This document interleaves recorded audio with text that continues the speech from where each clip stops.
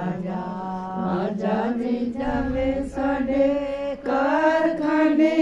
तेनू लोहे दा काम सिखा दईए तेरी चाची दी बन जाए रेल गड्डी तेरे चाचे दा इंजन बना